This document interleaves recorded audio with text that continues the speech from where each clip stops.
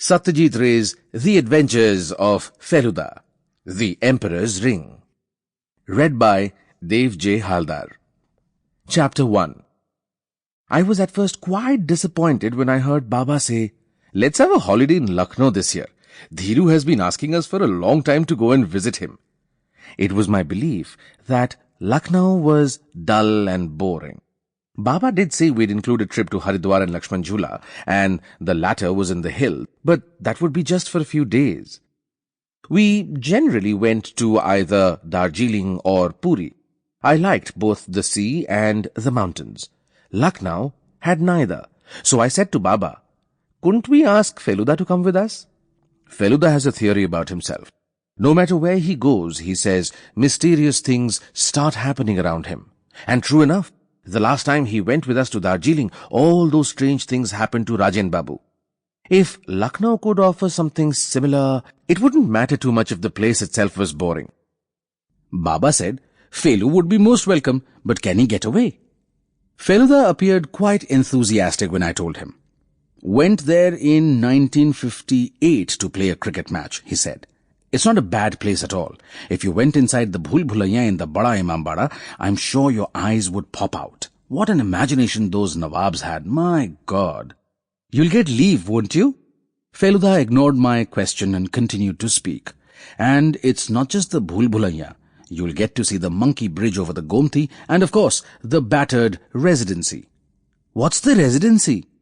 "It was the center of the British forces during the mutiny. The sepoys tore it apart." Feluda had been at his job for 2 years. Since he hadn't taken any leave in the first year, it wasn't very difficult for him now to get a couple of weeks off. Perhaps I should explain here that Feluda is my cousin. I'm 14 and he is 27. Some people think him crazy, some say he's only eccentric, others call him just plain lazy. But I happen to know that few men of his age possess his intelligence. And if he finds a job that interests him, he can work harder than anyone I know. Besides, he is good at cricket, knows at least 100 indoor games, a number of card tricks, a little hypnotism, and can write with both hands. When he was in school, his memory was so good that he had memorized every word in Tagore's Snatched from the Gods after just 2 readings. But what is most remarkable about Feluda is his power of deduction. This is a skill he has acquired simply by reading and regular practice. The police haven't yet discovered his talents, so Feluda has remained an amateur private detective. One look at a person is enough for him to guess, accurately, a number of things about him. When we met Dhiru Kaka at the Lucknow railway station, Feluda whispered into my ear, "Is your Kaka fond of gardening?" I knew that Dhiru Kaka had a garden, but Feluda could not have known about it. After all, Dhiru Kaka was not a relative. Baba and he were childhood friends. "How did you guess?" I asked, amazed. "When he turns around," said Feluda, still whispering, "you'll see a rose leaf sticking out from under the heel of his right shoe. And the index finger of his right hand has got tincture of iodine on it. Possibly the result of messing about in a rose bush early this morning." I realized on the way to Dhiru Kaka's house from the station that Lucknow was really a beautiful place. There were buildings with turrets and minarets all around. The roads were broad and clean, and the traffic, besides motor cars, included 2 different kinds of horse-drawn carriages. One, I learnt, was called a tonga, and the other was an ekka.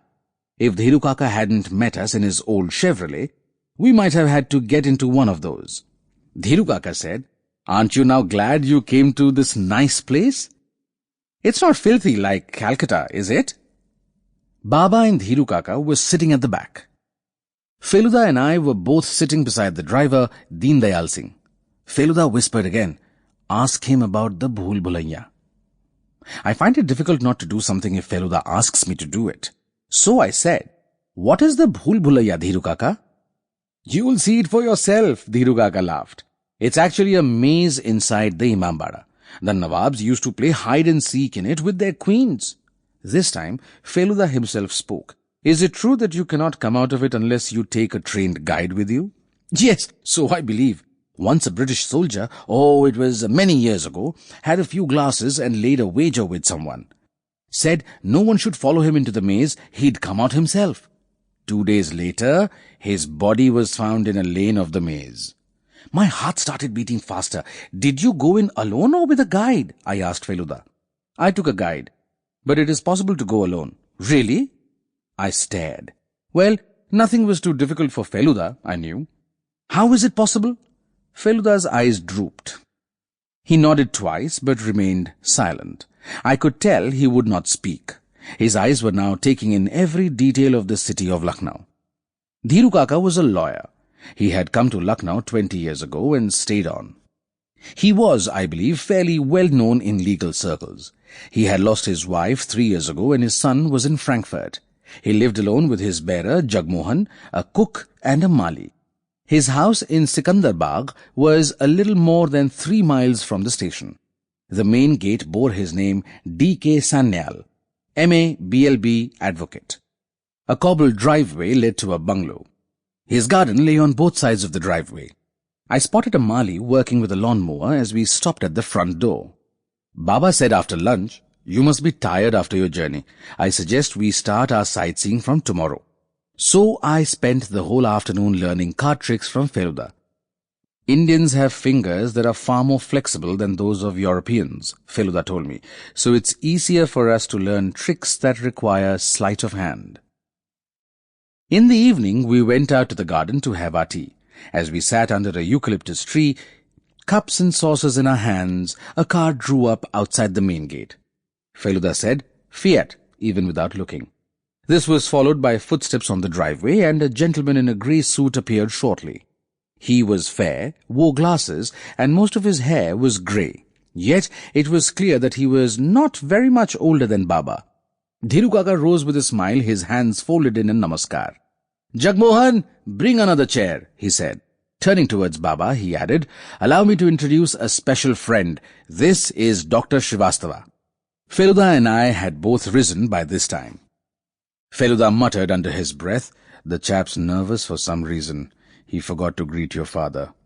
Dhiru Kaka continued, "Srivastava is an osteopath and a genuine Lucknowwala." I heard Feluda whisper again, "Do you know what an osteopath is?" "No." "A doctor who specializes in problems of your bones." An extra chair arrived and we all sat down. Dr. Srivastava picked up Baba's teacup absent-mindedly and was about to take a sip when Baba coughed politely. Dr. Srivastava started, said, "I'm so sorry," and put it down. Dhiru Kaka said thoughtfully, "You seem a little preoccupied today. Are you thinking of a difficult case?" Baba intervened at this point. "You are talking to him in Bengali, Dhiru. Does he understand it?"